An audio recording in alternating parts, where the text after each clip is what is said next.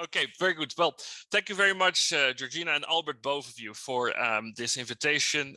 It's always a pleasure to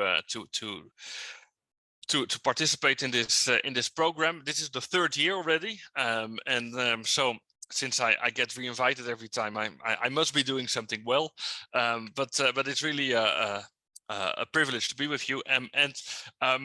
Today I have a presentation that's slightly different from the ones I gave the first two times, just because I like to change things up a little bit, and I don't think it's good to always repeat myself. But the topic I'm going to cover is the following: religious organizations and their impact on local development. Right, that's a general theme. I'm going to mention a few things. Few scattered things, maybe, and then we can try to interact and bring those together and try to understand what those things mean. But before I start, let me just quickly introduce myself. So my name is Dennis. Oh, by the way, we were expecting our second daughter to be born. She was born actually 10 days ago, a little earlier than expected, but she's healthy. The mother is well as well, and it's actually ideal timing for this lecture, because I'm actually free now to do this. So that all worked out very well.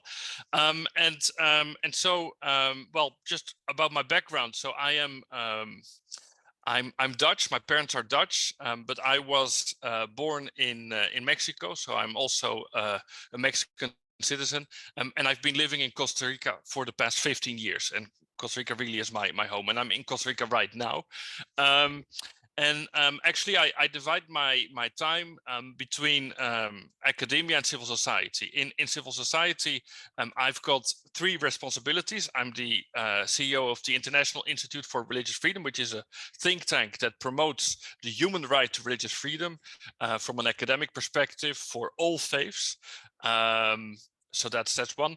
I'm also the founder of a program called the Observatory of Religious Freedom in Latin America, that does a very similar. It's also a think tank, does very similar work as the IIRF, but it has a regional focus. And I'm also the director of a charity called Platform for Social Transformation, which is an organization that looks after the political dimension of development. So everything that's related to democracy assistance, state reform, parliamentary reform, social dialogue, human rights, electoral reform, that kind of thing. But I also work in academia. I'm a professor at the Latin American University of Science and Technology in Costa Rica. I'm also a professor at Flaxo, which is the UNESCO founded, UNESCO-based university in social sciences in Latin America. I continue to be a freelance lecturer at the Hague University of Applied Sciences. I used to be a lecturer there 2 years ago. That's how I met Albert, and that's how he recruited me for this program. But I'm still connected to the Hague University on a freelance basis. And here's my contact information in case you would like to contact me. I would be more than happy to continue any conversation. We'll start today. So just want to share three recent books I wrote. The first one is actually my PhD dissertation called The Specific Vulnerability of Religious Minorities, which is my answer to all the people that claim that there are no religious freedom issues. There's no religious discrimination in Latin America. So part of what I will be sharing today is part of that book. I also last year published two other books, one in Spanish, both are in Spanish, one on social dialogue in Latin America, essentially, for the Inter-American Center for Social Security Studies. In that book, I discussed the state of the quality of democracy in Latin America, and I touch upon this very important theme of social dialogue, which is interesting also for this lecture, because it also relates to interreligious dialogue, and interreligious dialogue can be a very important instrument to promote development. And I'll come back to that. And then the third book is about international negotiations and new trends that I've been observing in the region. All three books are available online for free, open source completely. And in that book, I highlight some important trends in international relations, international negotiations. And one of those trends is the emergence of new actors, including religious actors.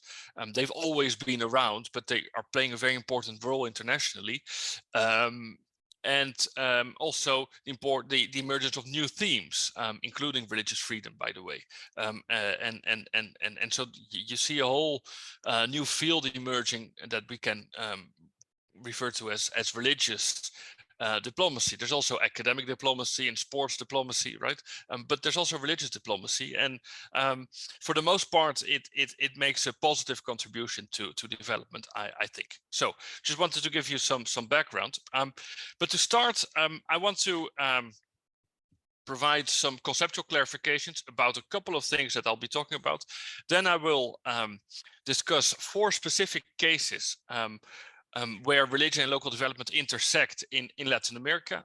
And then I hope we can kind of try to do this together, draw out some implications, some understanding, some conclusions, some inferences for our understanding of local development. So let's start with a few conceptual clarifications. And I want to go back a little bit in time to 1993, which was when the notion of human security was introduced. And I'm not sure, I suppose you're familiar with this concept. It's quite a powerful paradigm that was introduced back then in a report that was published by the United Nations Development Program. It really introduced this sense that the traditional way of looking at security that was actually very common during the Cold War is no longer valid, and that we need new ways to look at security, right? So the traditional form of security, and that's the first row in this table. In the traditional form of security, the referent object of security is the state. So everything revolves around the integrity of the state, and so there is peace in the world as long as the borders of states are safe. And that was kind of the understanding. And so the main concern during the Cold War was, of course, avoiding nuclear proliferation. This is again on the agenda now with the conflict in Ukraine, of course. But that was the main concern, and it should be still should be a big concern, but it's not the only concern. Because actually, what does it mean when there is peace between countries? If countries are not fighting, and if there's no nuclear proliferation, and there's no revolution, by the way, is very important, because that the concern, of course, of the West was that revolutions would lead to regime change, and countries would fall into the sphere of influence of the Soviet Union, right? But after the collapse of the Soviet Union, and after the fall of the Berlin Wall, and everything at the start of the 1990s, we have a different world, right? And intellectuals start to think about what this all means, and they start to say, well, so if there are no wars between countries and there's no nuclear war, does it mean that the people living in those countries are well, right? And of course not, right? They can be oppressed, they can be subject to all kinds of hardships, and that's where the human security concept comes in, and really shifts the attention from this focus on the state to the individual, and say, well, no, we need to focus now on the integrity of the individual. It's not just enough to say, well, there's no wars between countries. We need to look at how individuals are doing within states, right? And so this changes the whole way we look at things, and it opened our view to all kinds of different types of threats that don't threaten states directly, but individuals living in states, including disease, poverty, natural disasters, violence, landmines. And also human rights abuses. So the definition of security gets broadened a lot, and this will be very significant, and it's actually determined the way we today look at development.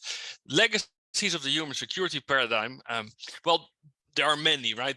But one of them, and I guess a very important one, is the introduction of human rights into development thinking. Saying, well, before development economics, and Georgina, you can correct me if I'm wrong, but before this, development economics would be something, that economists would deal with, right, in their offices, and they would use macroeconomic models. They would look at, very cold statistics like inflation and unemployment and growth rates and exchange rates, and those were the things that they would look at.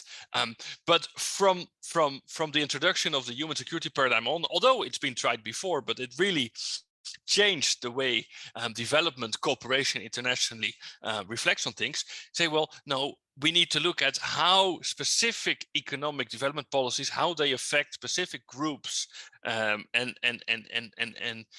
and how, and they're also, just averages, right? So to say that a country is a middle income country, for example, means that on average people have enough food and enough money to survive. But that doesn't mean that each person, is well. And it also doesn't mean that there are no differences between genders or other type of ethnic minorities. And so that's when, we start seeing the emergence of all these kind of development projects and programs that include things like the gender perspective or the environmental perspective. And this is very, very positive. It adds a qualitative element to all this that was absent before. Well, not everywhere, but generally it wasn't as visible as before. And of course, then the human security paradigm ended up getting operationalized through the Millennium Development Goals and now the Sustainable Development Goals, because really many people don't remember the human security paradigm, but it paved the way for a different perspective and a different way of looking at development. And so that's when those big development goals were developed. And another very important legacy of the human security paradigm is that it opens our view, right? Broadens our mind, and therefore it draws our attention to undetected human security threats. And this is where what I want to emphasize is that it also allows us to understand threats against religious minorities. And because it allows us to ask us all those questions. How is this particular phenomenon of poverty or environmental disaster or violence or whatever, how is this affecting particular groups, right? But it also allows us to understand how religious organizations can respond to those threats. And we know that throughout history, religious organizations have always been responding to human security threats and been very involved in humanitarian work, etc. But now we can really, we have a framework to make sense of all this and to really ask for those questions. So that's, I think, the value of the human security paradigm. So that's one thing that happens in the 1990s. In the 2000s, something else happens, and that is something that can be described as the fall of secularization theory. What is secularization theory? Secularization theory was the dominant theory in social sciences, in sociology, during pretty much the second half of the 20th century, although it actually goes back to Max Weber in the 19th century. And basically saying, well, as countries develop, as countries modernize, as they become more advanced,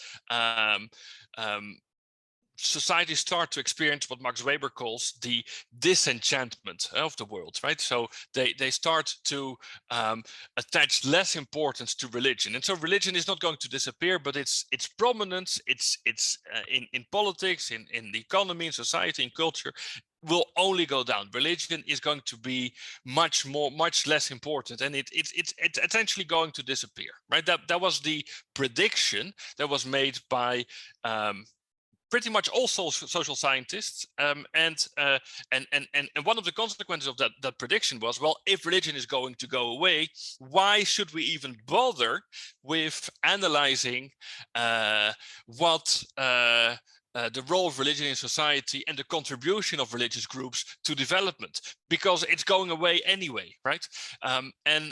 So that and I think the human security paradigm really is a reminder that there are all kinds of undetected threats, but also responses to those threats that we should try to analyze, and one of those blind spots was caused by this dominance of secularization theory.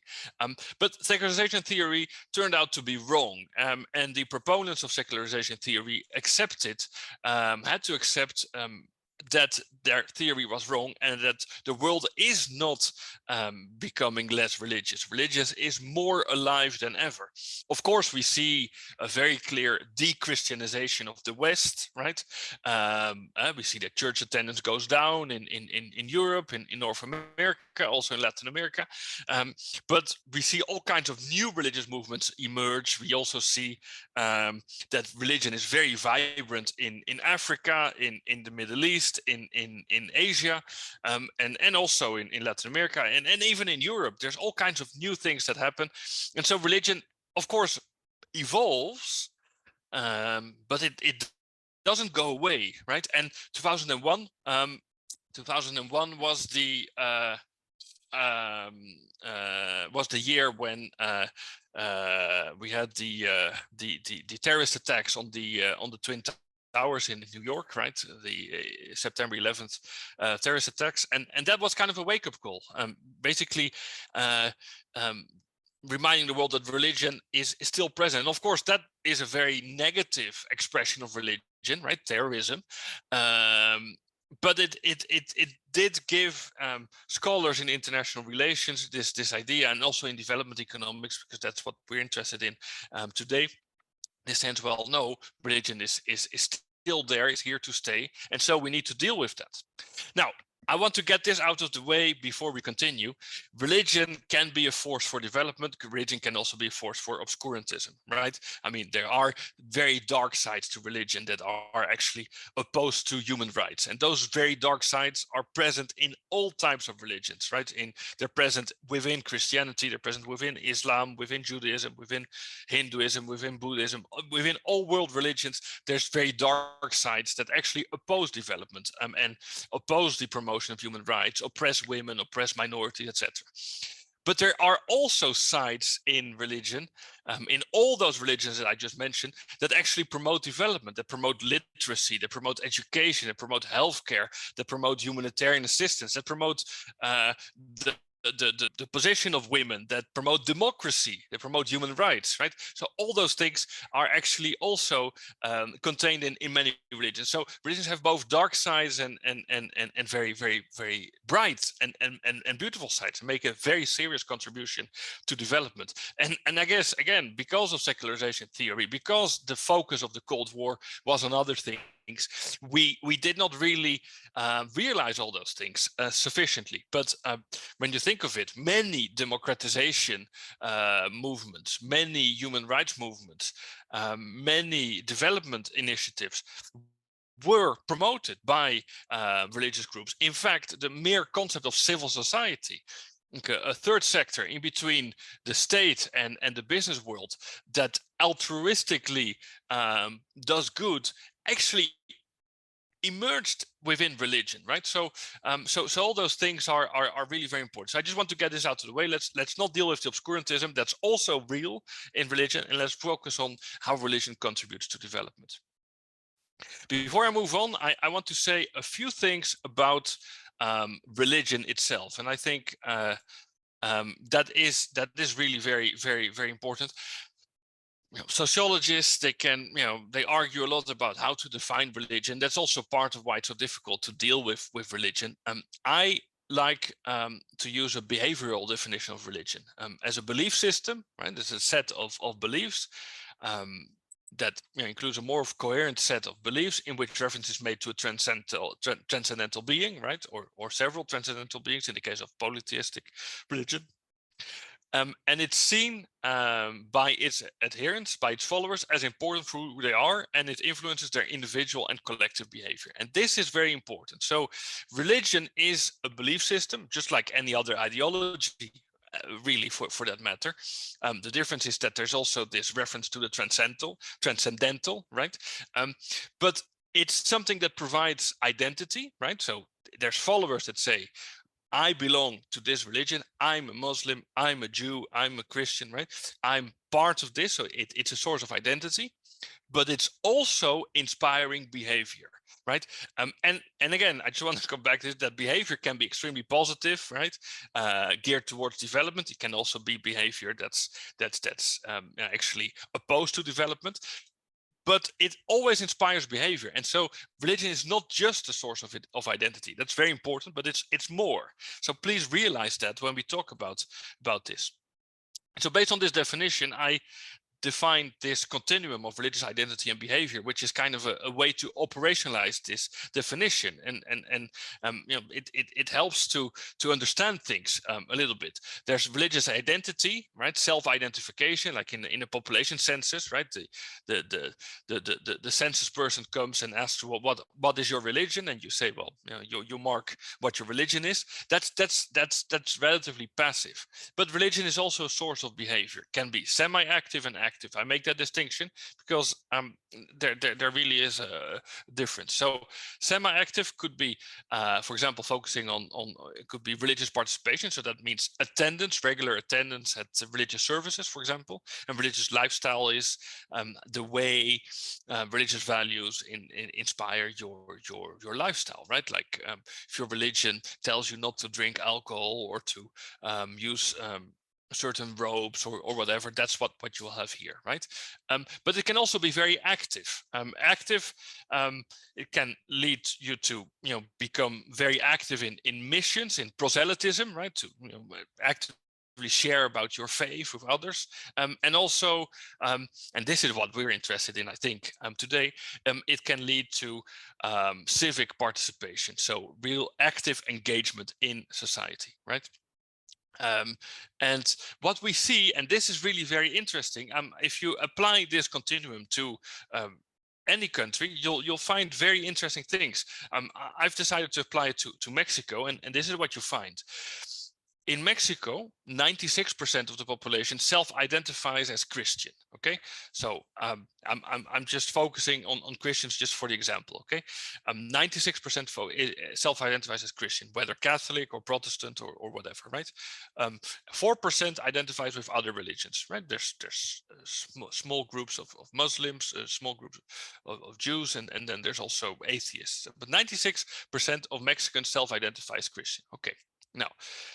But it turns out that only 45%, so less than half of them, actively attend religious services, right? And close to 1/3 says that their religious convictions inspire their lifestyle, right? And then when we look at missionary activity, it's even less, 13%, and civic participation 10%. So it doesn't mean that, you know, all of those 96% people don't participate in humanitarian work or that kind of thing, but only 10% does so as a result of their religious convictions. But when you look at this, it is very interesting because actually turns out that people without religious convictions rarely engage in civic participation. It's not impossible, but it does, and it does happen, but it's rare. It's more frequent among people that have a strong religious self-identification, but it's still a minority, right? And this is the majority of people, I guess they're just too busy with their lives, with surviving, with working, with taking care of their lives, their studies, right? So they're not to blame. But there's 10% that have this altruism, right?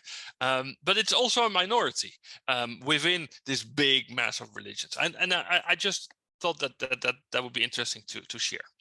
Okay. All right. I don't know if I should go on or should allow for some questions. There is need for a break at some point, or you want to continue talking and people come in and out as they please. I'm not sure The ones online can go in and out, nobody sees them, but the ones that are in the classroom, do you want to have a few minutes break, or you just go in and out when you want? No. Can you give us, I don't know, what time is it? Yeah, I start on time. What time is it? 5:07. Okay, let's take 10 minutes. We come back at more or less about a quarter past. Is that okay for you, Dennis? For me, that's perfect. I will have to leave at 6, but that's We fine. all Yeah. do. We all do. Okay, No, good. that's okay. Perfect. Okay. Thank you. Yeah, thank you.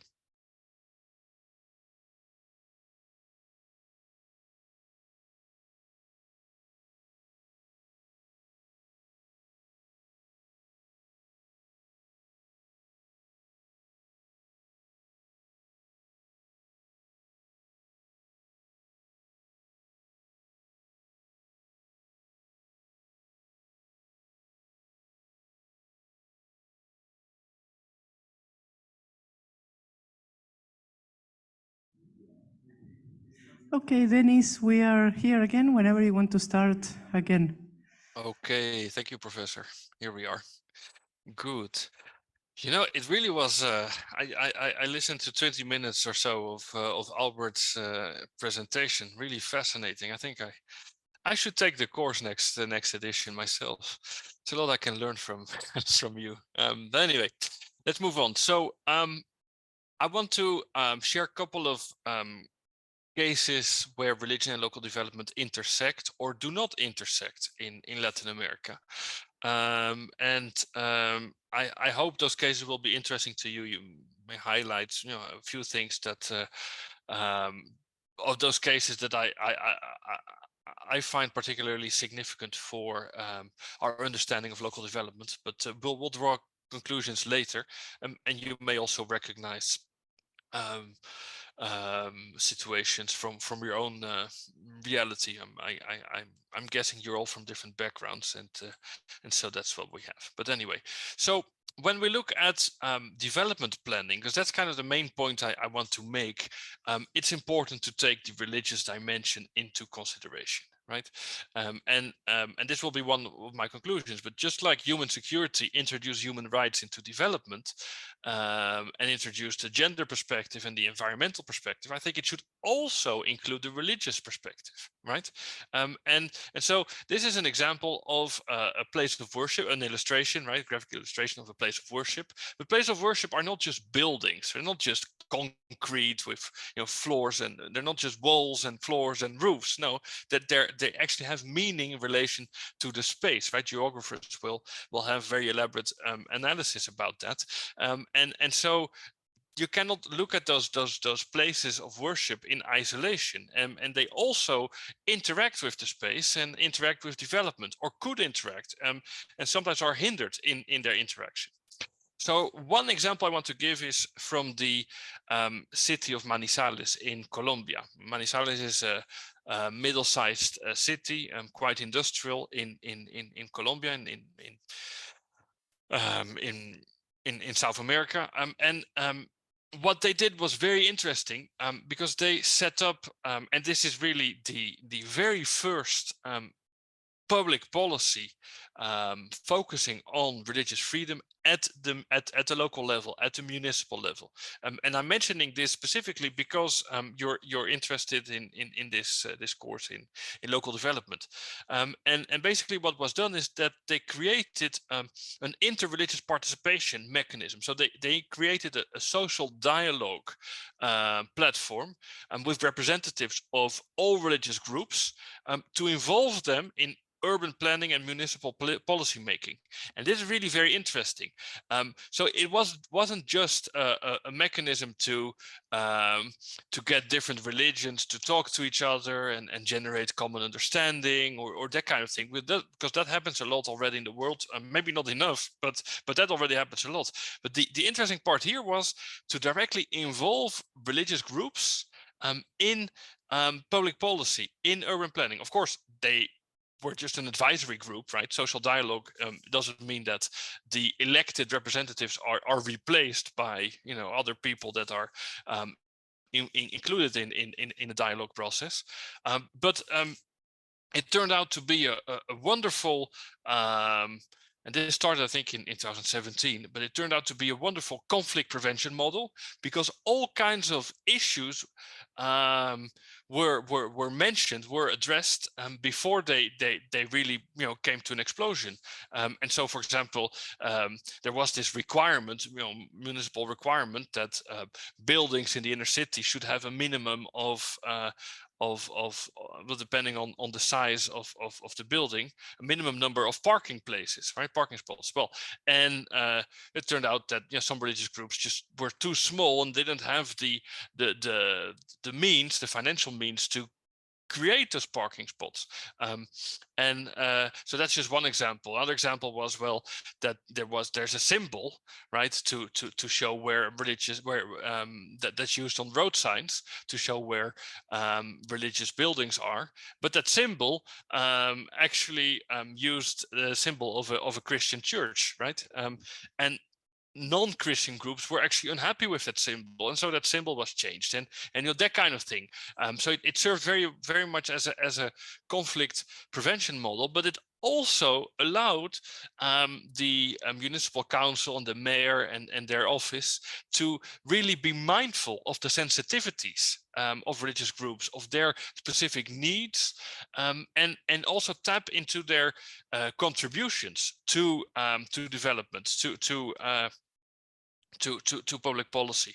And so it was a wonderful mechanism to really capitalize on all the contributions that different religious groups were doing in the humanitarian space, and align those and coordinate those. And they had also very good input to give on policy making, and not just on religious matters. That's what's interesting, especially on non-religious matters, on urban planning, on education, on healthcare, on all those things. They were giving advice, and of course ultimately elected representative politicians make the final decisions, but being open to this input was is very valuable. And so this is a very interesting experiment that has been replicated now in other parts of Colombia, and is starting to get replicated in other parts of Latin America. But it's something that could also travel and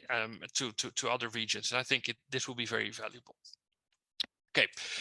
Now, I want to mention the case of Cuba. Cuba is, of course, a communist country with quite a strong anti-religious policy, and so it means that new religious groups are not allowed to register, not allowed to form, are not allowed to purchase land, which is really quite problematic. The religious groups that were in existence before the Cuban Revolution are tolerated, but no new groups have received any legal status, and this is problematic. It is definitely a restriction of the right to religious freedom, the right to freedom of worship, of course, but it creates a couple of issues that are interesting from the perspective of local development. One is that many religious groups wish to do humanitarian work, especially when it's hurricane season. Cuba always gets hit very hard by those hurricanes, and because of the communist ideology, the state wishes to be the only source of legitimacy, and the state wishes to monopolize all the humanitarian assistance, and that's a problem, because it views non-state groups, including especially religious groups, as a competition, and therefore all the wonderful work that religious groups could do to also attend to humanitarian disasters is kind of sabotaged, right, in the case of Cuba. So that's a major limitation to local development, and of course the other restriction, well, there's many, but one that I'm highlighting here is that since it's not possible to register new places of worship for any religion, people are forced to meet in homes, private homes, for their religious services, and then what happens is that they're actually violating the residential purpose of those houses, right? Those houses it's allowed to live there, but it's not allowed to use them to run a business or to hold religious services. And so then those places of worship, in houses, in homes of people, get shut down, and so the Cuban government can conveniently say, yeah, we're shutting it down not because we're restricting religion, we're shutting it down because we're enforcing the zoning legislation, right? The residential legislation, and so it's a very convenient way for Cuba to say we're not violating religious freedom, but in fact they are. And so this is another aspect that can be taken into consideration when looking at urban planning, which is a very important field of local development, and that's the kind of thing that with interreligious dialogue and political will, in the case of Manizales of Colombia, are really are addressed quite well. Okay, another example is the NASA community, also in Colombia, NASA indigenous community.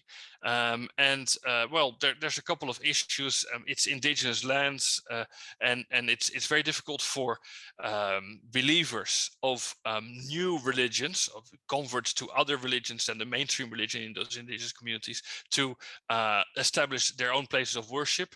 But now for totally different reasons. In the indigenous worldview, the land is considered sacred, a sanctuary. It's basically their church, and so if another place of worship is built on that land, then the sacred nature of the land is violated. And so here we have a very interesting problem, a very difficult, wicked problem, really, to use Albert's term. It's very difficult to solve, because on the one hand, starting a new place of worship, restricting new places of worship to be built, violates the religious freedom of those people that follow those new religions.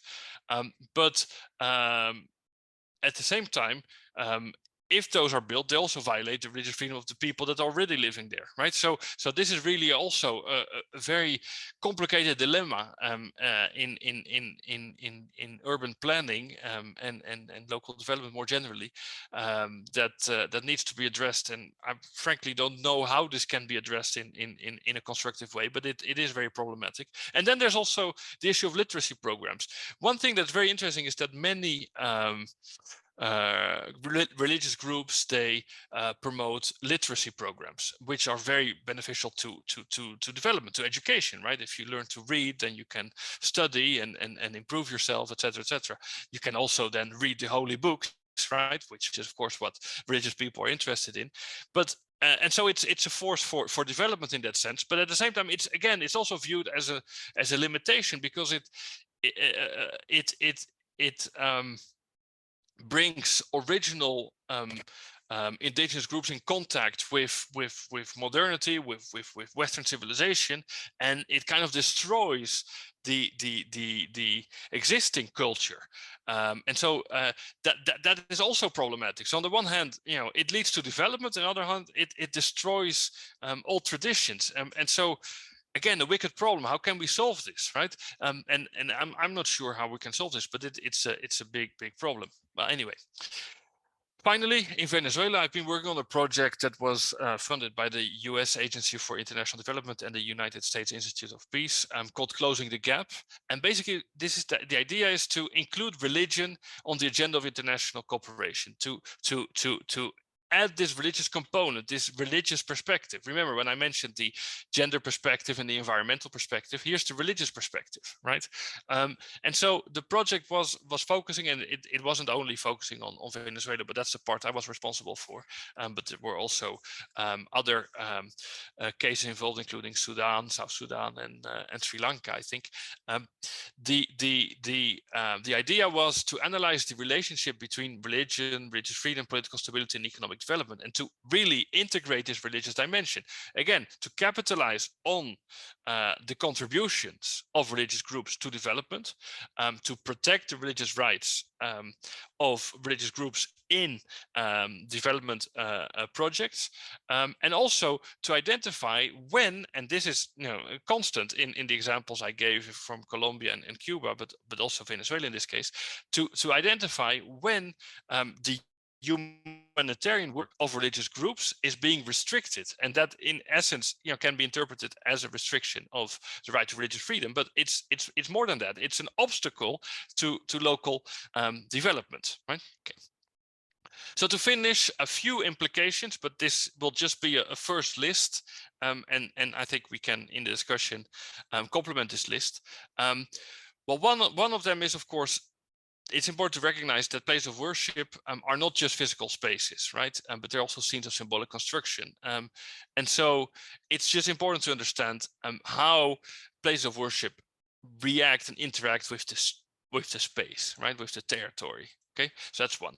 Second one, a more general point, it's important to promote religious literacy, an understanding of what religion is, why it is important to people, in public administration. That means that civil servants that are educated in universities, of course, for civil service, they need to understand what places of worship represent for religious communities and how this relates to the territory, right? This is really very important. And also, more generally, right, what the contribution can be of religious communities to development, but also how development programs that are not mindful of the sensitivities of religious minorities can actually hinder their development, right?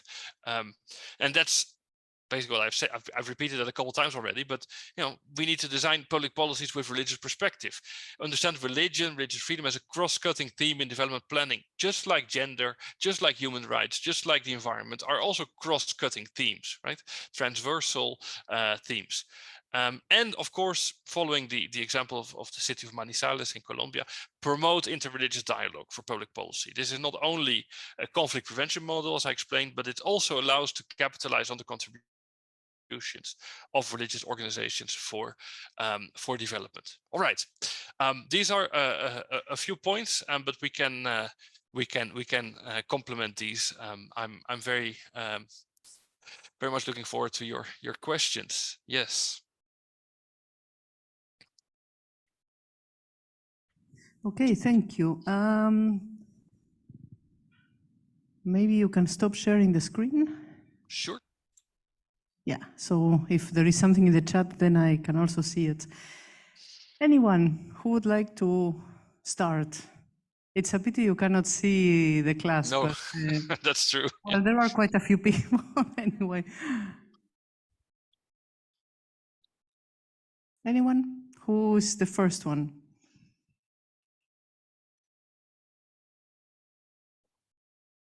Do you agree with everything? Where do we start?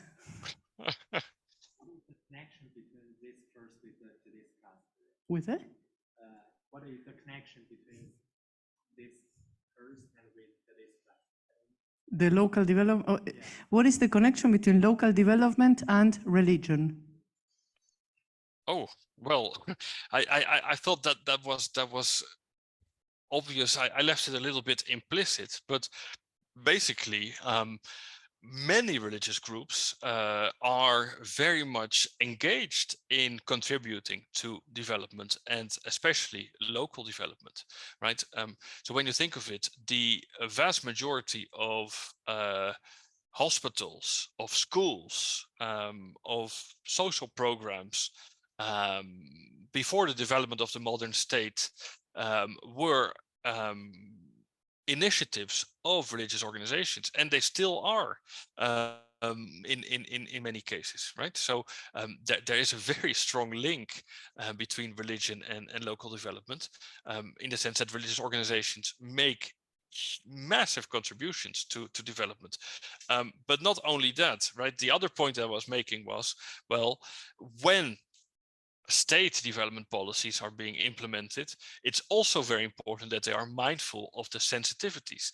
Just like, when I mentioned the gender perspective, that's the same idea. It's to say, well, okay, we're going to implement this program, this policy, but how is this going to affect specific groups, specific genders, right? And being mindful of that. That's the same thing. So I try to convey these two points in very general terms. I hope that makes sense. Yeah. Yeah, let me go back to the first one. I use the metaphor of the mosquito as a being that we find everywhere, and which is actually the main killer of human beings, because it can transmit so many diseases. Who hasn't seen a mosquito or being bitten by a mosquito? So I use the example that if you think in the same way about religious organizations, probably anywhere, everywhere, I'm not sure about China, perhaps this is different, yeah? You would find a school that is based on some religion, universities, hospitals. Can you help me along this line, Dennis? Yes, but that's exactly it. I mean, But there I need are more examples. more examples. Well, let me give you a big example. The Sustainable Development Goals, right? It's an agenda based on an international consensus, literally, to promote development according to 17 different goals. And they were elaborated with the input of many experts, many civil society organizations, academics, etc. And they also included many religious organizations. And what did they do? Those organizations are already working in that field. They're doing human rights promotion, empowerment of women. They're doing humanitarian work. They're taking care of refugees, of children, of all kinds of things. And that's in all around the world. And based on the experience they accumulated, they could give input to formulate sustainable development goals that would really be responding to actual needs on the ground, right? So that's a very big example. But the whole struggle, for example, to end racial segregation in the United States was led by Martin Luther King, who was a Baptist pastor, and his religious convictions definitely brought him to actively work on that. And now I'm not even mentioning all the schools and hospitals and all the other initiatives that Jordina already mentioned, but those are all examples in which religious organizations have made and are still making very significant contributions to development. Also, in connection to another important point that I didn't mention today, but that's that very often religious groups are present when the state fails, right? States do not have the capacity to deal with all the issues in society, but that's when civil society comes into play, and very often it's religious organizations. So I hope that helps. Okay, I want to give just one example. Still now, the second largest channel of transfers is via religious organizations from north-south or south-south or north-north. So the second largest channel, yeah, this is after development cooperation. It's widely invisible, yeah, because we don't think of, who knows Caritas, for example? Yeah. Quite a lot. I'm sure that there are equivalents in other religions. That's just the one I know. And if we think, can I ask if any of you has been educated in any religious school or born in a religion? Yes, I have a lot of notes. 2 years ago, I had a project with a group within a group. So a tiny part of the structure of schools, primary and secondary schools of a Catholic group. They are present in 22 countries. And every single day, they are responsible for the education of 1.2 million children. Yeah, so if you think about it, the incredible numbers that are involved in one way or another and this doesn't mean, of course, that they have any specific faith. They are probably part of your 96%, Dennis, but yeah, still, it's an incredible force of affecting people's lives at the local level. And since it's such an invisible force, because very few people would say, oh, I'm super religious, the 10%, there are still million and million and million of people out there that are in one way or another being affected, not necessarily in positive ways, but I say just affected, no? Did I answer your question? Hi, Denise. I have a question with regards to the way faith-based organizations deal when their goals differ or are different from those that are portrayed by the local government. Oh, that's interesting. Yes. Well, you know, local governments also they change, right? I mean, political majorities change, and so sometimes a local government will be, you know, more left leaning, and sometimes a local government will be more right leaning, right? And there's indeed, you know, that's I guess the beauty of a democratic society where there's pluralism is that different voices and opinions and perspectives get expressed. And I always see the work of civil society, which for a very large part includes religious organizations, right, as we just said, as kind of a complement to representative democracy, and sometimes even a correction mechanism. You say, well, a civil society group, whether religious or not, but let's go with the example of religious groups, right, will say, okay, you're implementing, they'll go to the local government and they'll say, okay, you're implementing this policy, that's great, but you're forgetting this particular aspect that's very important to us or to other minorities, to other groups, right? And that's how they can kind of inform them through dialogue about those sensitivities. So that's how that can work. And the other thing is, I think development very often gets politicized, right, in terms of left, right, or conservative, progressive, or whatever. But you can also view it as a technical field, right? There's of course party political or ideological choices that need to be made, but very often development is about technical decisions. What's the best way to deal with this humanitarian emergency? What's the best way to deal with these orphans? What's the best way to provide food for those people, those families that don't have enough income?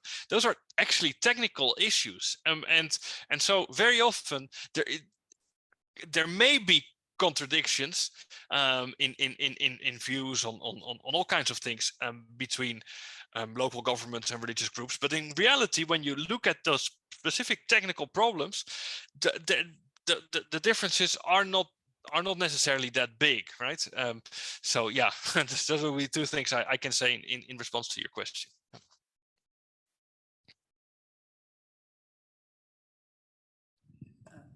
That's what I thought.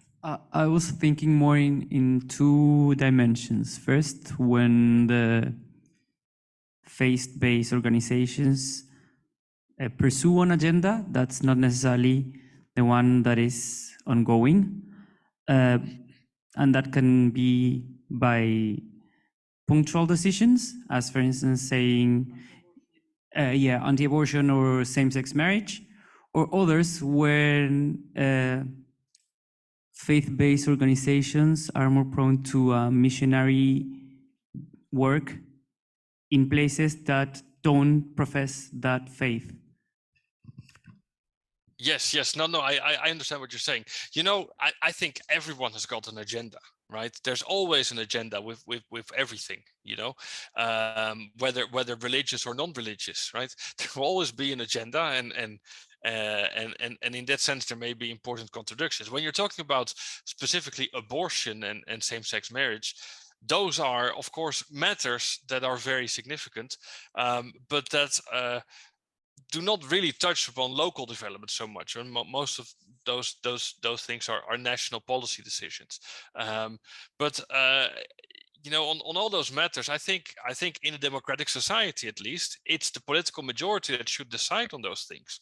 And so, you know, that may create tensions, but at the same time, everyone can express their opinions, right? Everyone can say, groups can say that they're in favor of abortion, others can say that they're against. That's just the freedom of democratic debate. But then at the end of the day, it's the political majority that gets to decide. So I mean, I can see it can be very tense in a society, but it's not. There's also the instrument, the way out. That's just, the political majority gets to decide. That's why we decided to work on these things in society and in democracies. But more generally, I understand your point, but everyone has an agenda, and so indeed, I mean, there will be many religious groups that will go to particular areas with the main objective of making converts, and that also creates tensions, right? That's why I gave you some examples where that is problematic, right? And that's of course their agenda, and that's the reason why they do they build schools and hospitals in some cases, because that's a way for them to also spread their faith, and that is very clear. But how is that different from other groups? Everyone has an agenda, as I said before, and it's that's their motivation. Yeah, I don't know how I can solve this, but I think it's answered. No, but I mean, what I want to say is people get involved in humanitarian work for many reasons. Some people, do so because of their religious convictions. Other people get involved in humanitarian work because they just are very much triggered by the glory, right? Being the guy that hands out all the goods, everything, is also that's also maybe not a good motivation, but it's also part of it. Yeah. I think it's answered. Thank you. Anyone else? Yeah, you had a very good question. Yeah, I just have one more follow-up question. That I was just thinking that I don't know whether it is suitable or not to ask this, because I don't know too much details about the religious group. But I was just thinking about if some politicians in some country and they make use of the religious group and in accordance with their political interest. So is that, how do you judge the impact that on the local development? How do you judge the impact on the local development?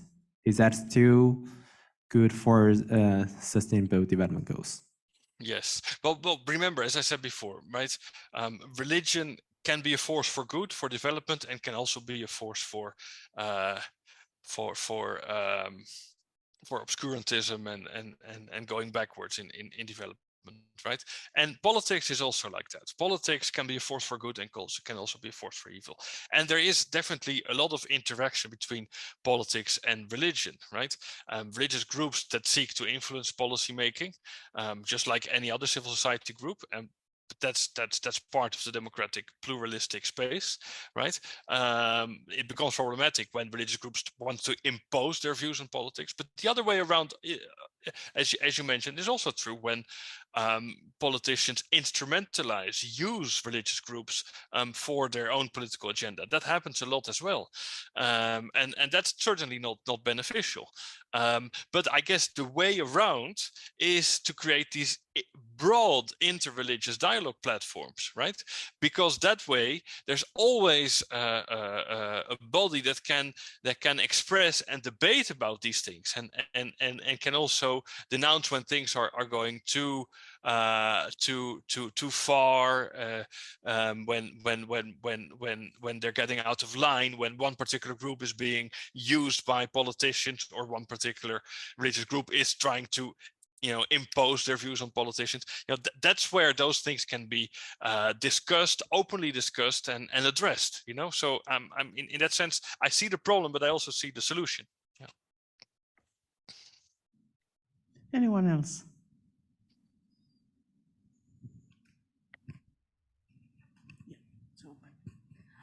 Thank you very much. Please, mine is not a question. It's more of a contribution. And I think David doesn't feel much of the impact because yes. But in Ghana, where I am from, we have a very poor education policy, and based on corruption, our public education is terrible, especially at the basic education level. So, Ghana, please. Yes, so most of these religious groups, the churches, most of the time decide that the private education for individuals are extremely expensive. So these churches decide that, okay, from our offerings and all, we are raising funds to build school facilities so that we'll be able to educate our children within.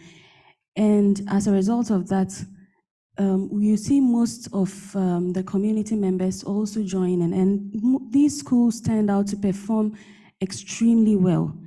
And then in the secondary level, about 90% of the secondary schools are religious schools because out of colonization, they brought these churches, and then when the British were leaving, they left it in the hands of the local churches. And now they've collaborated with the government to be administering the schools. Because they are not solely in the hands of the government, and then the churches are also major stakeholders, their management is very intense. And because of that, there is always flow of income to develop these schools because of the donations and the offerings that they make in these churches. And so about 90%, of which I am a product, of these major schools in Ghana at the secondary level and even at the basic level are religious schools. And then now in the university levels, aside, it had always been the public universities. But right now, because they realize there is influx in the public universities, these churches have also established universities like Pentecost universities, Methodist universities, and they are combating very well with the public universities. Thank you. Well, thank you very much for sharing this this story, and it's actually a very good illustration of I think the first question that was asked about the relation between religious organizations and development. So thank you. Yeah. Thank you for the. No, I acknowledge the benefits that you illustrate about the about the religious groups. But wait, let me think what I want to say. Actually, yeah. Yeah, but I think but do you think that the more benefits that the religious groups bring about will make them more involved with their governance? And for example, for John Locke, he said that to foster religious freedoms, the church and the governance or the state should be separated. So do you think that the local developments brought about by the religious groups will have some negative impacts on the religious freedoms? Yeah, so I think we should try to distinguish between two things, right? One thing is the separation of religion and state, church and state, or other religion and state, which I think is very important, right? And the other thing is the contribution that religious groups can make to development, right?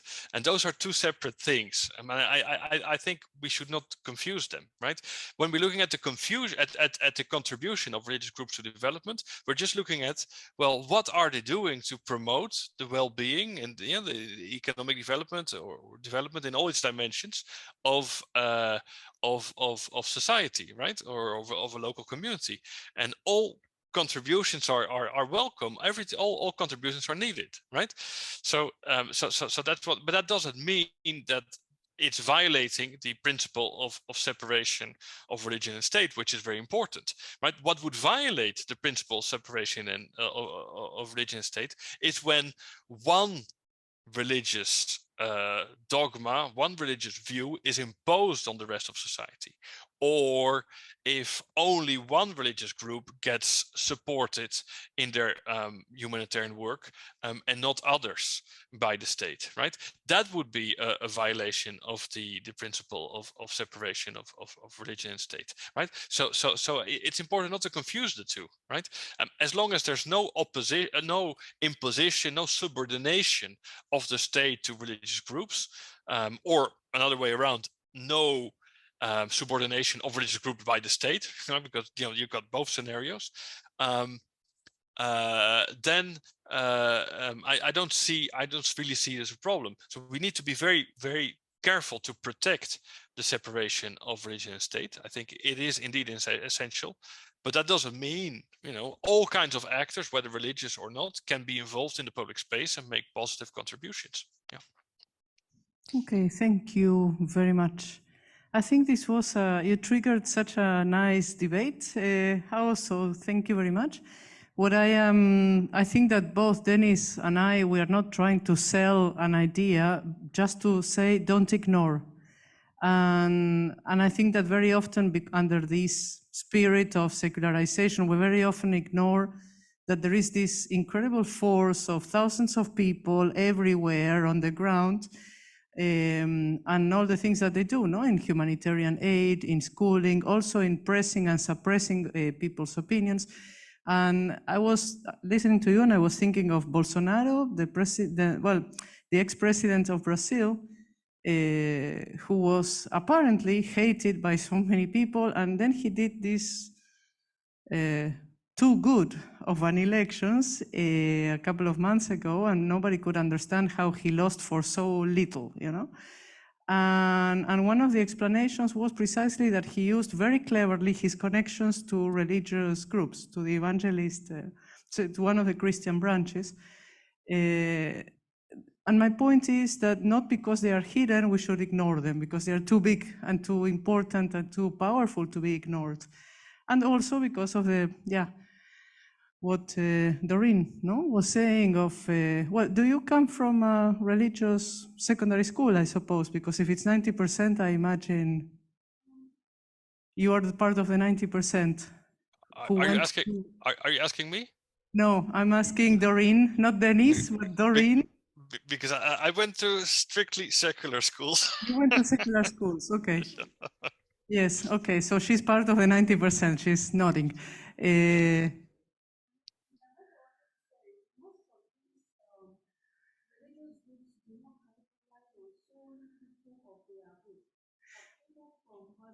Yeah, this is also a very important point. She's saying that they don't only educate or benefit people of their own religions, but anyone in the neighborhood, in fact. Yes, this is also a very good point. Anyway, thanks very much. You have to go, we have to go. Thank you very much for this great presentation, and I think we can all say thank you. No? Thank you very much. It was a pleasure. All the best. Thank Okay, you. let's do it again. Okay, bye-bye.